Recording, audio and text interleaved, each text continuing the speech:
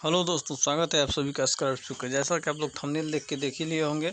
जी हाँ, अभी हम बात करने वाला हूँ आपको ऐसे क्वेश्चन के लिए जो एसएससी जेईई में लगातार रिपीट कर रहे हैं और आपको बहुत ही जल्दी, आप ज़्यादा से ज़्यादा 10 से 20 सेकंड में आप लोग पक्का आंसर मार दीजिएगा। बहुत आदमी तो 5 सेकंड में ही क्वेश्चन मार दीजिएगा। तो ठीक इसी तरह के मैं 15 क्वेश्चन लेके आया हूँ आज। 15 क्वेश्चन जो कि आप लोग मात्र 5 मिनट के अंदर तमाम क्वेश्चन को सॉल्व कर दीजिएगा। चलिए शुरू करते हैं। उम्मीद करते हैं कि आप लोगों को वीडियो अच्छा लगेगा, तो आप लोग लाइक कमेंट जरूर कर दीजिएगा। चलिए पहला क्वेश्चन शुरुआत करते हैं। The process of mixing clay water and other ingredient to make brick, यानी ब्रिक बनाने में जो यूज किया जाता है, जो प्रोसेस में मिक्सिंग क्ले और वाटर अदर इंग्रेडिएंट को जो मिक्स किया जाता है उसे क्या कहते हैं। तो चलिए आपके ऑप्शन चारों ये है: ब्लेंडिंग, पगिंग, मोल्डिंग और टेम्परिंग। तो इसका पहला आंसर है ब्लेंडिंग। उम्मीद करते हैं कि आप लोग मार दिए होंगे। चलिए अगला क्वेश्चन, दो सेकंड नंबर क्वेश्चन है। The side face reinforcement is provide in a beam with the depth of wave axis.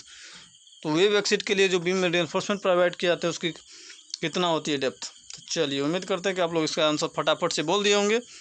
यदि नहीं तो आप लोग, मैं बताता हूँ, 750 mm। जी हाँ, इनका आंसर होगा 750 mm। लगातार एसएससी जेईई में लगातार 2-3 बार से रिपीट कर रहे हैं, पिछले साल भी पूछे थे। तो उम्मीद करते हैं कि आप लोग भी लोग पढ़ लिए होंगे। तो साइड फेस रेनफोर्समेंट में प्रोवाइड करने के लिए बीम को जो डेप्थ ऑफ वेव एक्सिस चाहिए वो 750 mm होता है। तीसरा question, calculate the year purchase of a property for useful life in 30 years. 30 years में 5% इंटरेस्ट के साथ जो पर एनम होता है वो कितना होगा। तो चलिए थोड़ा सा न्यूमेरिकल क्वेश्चन है, लेकिन मैं कराऊंगा नहीं फिलहाल, मैं अभी आंसर खोल के निकल जाता हूँ। जी हाँ, इसका आंसर होगा 20। और एक और बात, यदि आप मुझे कोई सजेशन करना चाहते हैं तो आप मुझे कमेंट बॉक्स में दे सकते हैं। अगला question, the minimum quantity of a cement content that is needed in 1 metre cube. Question पढ़िएगा, in 1 metre cube for a reinforcement concrete which is not directly expose to weather is about kg. तो 1 metre cube में कितना होगा KG में। फटाफट से आप लोग इसका आंसर दीजिए, क्वेश्चन समझिए। The minimum quantity of cement content that is needed in 1 metre cube for a reinforcement concrete. 1 metre cube RCC is not directly expose to weather is about कितना केजी होना चाहिए। तो जी हाँ, इसका आंसर होगा 300। I repeat, 300। बहुत ही important question था ये, आपको प्रीवियस ईयर में भी लगातार कई बार पूछ चुका है। अगला question, for the repair of road is snow. किसी भी रोड स्नो को रिपेयर करने के लिए कौन सा यूज करते हैं। तो आपको ऑप्शन देखिए, पहला दिया low heat cement, rapid hardening cement, high alumina cement, sulphate resisting cement. तो जी हाँ, इसका आंसर आप लोग फटाफट से जवाब दे दिए होंगे, मुझे उम्मीद करता हूँ। जी हाँ, इसका आंसर होगा रैपिड हार्डनिंग सीमेंट। अगला question, which of the following is process of the valuation. बहुत important question, process of the which of the following is the purpose of the valuation. इसका क्या आंसर होगा, टैक्सेशन इसका answer होगा जैसा।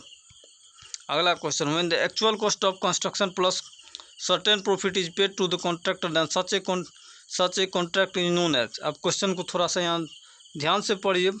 Actual cost of construction with certain profit, यानी construction profit दोनों use किया जा रहा है। तो फटाफट से इसका बताइए आप लोग क्या आंसर होगा। तो जी हाँ, इसका आंसर होगा कॉस्ट प्लस परसेंटेज कॉन्ट्रैक्ट। समझ गए होंगे, यदि आप लोग सीपीएम पढ़े होंगे तो इसका आंसर जरूर जानते होंगे। अगला, IS 456 से बहुत ही ज़बरदस्त क्वेश्चन है। यहाँ पे आप लोग जानते ही होंगे, यहाँ मैं थोड़ा हिंट भी कर दूंगा। As per IS 456 2000 for sea water grade of concrete lesser than which of the following shall not be used in reinforcement concrete. इसमें कौन सा यूज किया जाएगा, को देख लीजिए आप लोग, यहाँ थोड़ा सा गौर कीजिए। Following shall not be used in reinforcement concrete, और सी वाटर ग्रेड ऑफ कंक्रीट में कौन सा नहीं यूज किया जाएगा। यदि यहाँ पे बात की जाए हिंट को ले, तो mild, moderate, severe, very severe and extreme होता है, जो 20-25 से शुरू होता है। तो आप लोग फटाफट से बोलिए यहाँ कौन सा नहीं यूज किया जा सकता है सी वाटर में। तो जी हाँ, इसका आंसर होगा M30। चलिए सवाल आगे बढ़ते हैं। The forces in the members of simple trust में बी एनालाइज्ड बाय। क्या आंसर होगा इसको। तो force in the members of a simple trust, यदि सिंपल ट्रस्ट में फोर्स होता है उसे किस मेथड से एनालाइज किया जाता है। Graphical method, method of joint, method of section. इसका आंसर है तीनों, ऑल ऑप्शन आर करेक्ट। अगला का सवाल, for routine consideration test in laboratory the thickness of the specimen. यदि कोई रूटीन कंसिडरेशन में कितना लिया जाता है थिकनेस, स्पेसिमेन का थिकनेस कितना होना चाहिए। तो इसका बहुत ही सरल जवाब है 20 mm। जी हाँ दोस्तों, इसका जवाब है 20 mm। 10 mm में कंफ्यूज मत हो जाइएगा, बहुत लड़के ने पिछली बार कंफ्यूज होकर गलती की थी। A construction joint is provided where. Construction joint को कहाँ प्रोवाइड किया जा सकता है। बेंडिंग मोमेंट जहाँ कम हो, shear force is small, the member is supported by other member, all option are correct.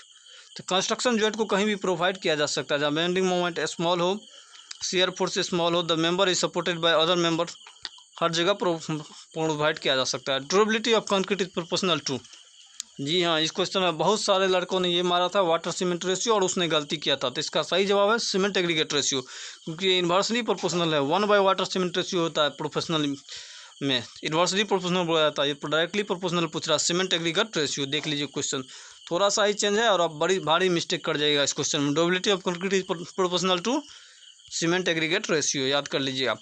Which of the following factor can affect the bearing capacity of soil, bearing capacity of soil को कौन effect कर सकता है? Grain size of soil, grain size of soil, size पे depend करता है, आप जानते ही होंगे। शेप ऑफ फुटिंग, फुटिंग के शेप पे बहुत ज़्यादा सॉइल डिपेंड करता है, और साइज ऑफ द फुटिंग इस पर भी डिपेंड करता है। तो इसका आंसर होगा ऑल ऑप्शन आर करेक्ट। चूँकि मैं एक्सप्लेनेशन नहीं दे रहा हूँ, मैं स्मॉल में वीडियो बनाता हूँ, इसलिए। In part analysis the probability distribution followed by the activity and the project, इसका क्या आंसर होगा? Gaussian and beta distribution, normal exponential distribution, beta distribution and Gaussian, तो इसका आंसर हो जाएगा beta distribution and Gaussian. Question एक बार फिर देख लीजिए। In part analysis the probability distribution followed by the activity and project, इसका आंसर होता है बीटा एंड गॉसियन, इसका आंसर हो जाएगा सी। उम्मीद करते हैं कि आप लोग को मेरा वीडियो अच्छा लगे तो लाइक ज़रूर करिएगा, जो कोई सजेशन हो तो कमेंट करिएगा, फालतू कमेंट मत करिएगा। ये लास्ट क्वेश्चन और इसमें सबसे ज़्यादा पूछा हुआ है। यदि मैं इसकी बात करूँ 2017 के में भी ये क्वेश्चन पूछा गया था, उससे पहले भी कई बार पूछा जा चुका, तो इस क्वेश्चन का जवाब आप लोग जानते ही होंगे, नहीं जानते होंगे तो हम बता ही देंगे। No deduction is made for opening in estimation of masonry work up, question आप एक बार फिर से पढ़ लीजिए। No deduction is made for opening in estimation of masonry work up to, कितना तक होना चाहिए? तो इसका आंसर है 1000 स्क्वायर सेंटीमीटर। चूँकि मैं यह सॉल्व नहीं करने वाला हूं, क्योंकि मैं यहाँ स्मॉल वीडियो दिया हूं। यदि मैं डिटेल में 1 घंटा का समय लेगा तो मैं सारा क्वेश्चन सॉल्व कर दूंगा। ये मैं 5 से 10 सेकंड वाला क्वेश्चन लाया था, जिससे आप देखते ही सॉल्व कर देंगे। किसी दिन और मैं लाऊंगा। यदि आप लोग को अच्छा लगे तो लाइक ज़रूर कीजिएगा।